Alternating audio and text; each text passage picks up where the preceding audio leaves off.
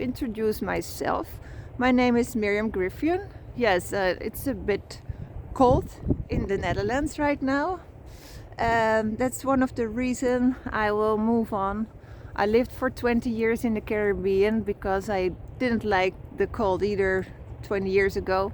The last 5 years I spent on a sailboat, and it was really amazing to see all these small islands, paradise islands by boat. And after 5 years I really tried my best on a boat, but I'm not really a boat person.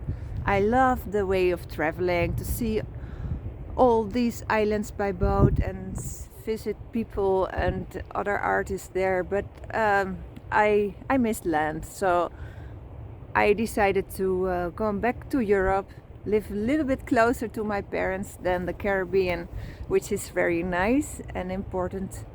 And I will continue traveling because I love adventure, and I will go to the south of Europe first, getting a bit more of the warmth. And what my project will be, I will bring art together. So it's an art together project with my art adventures on wheels. So that will be a project where I bring all artists together and make art together and share workshops in schools and with children and adults, and it doesn't matter, everybody is welcome to create some art with me. If you see me in my van, just knock on the door and let's paint. Take your brushes along and let's do it.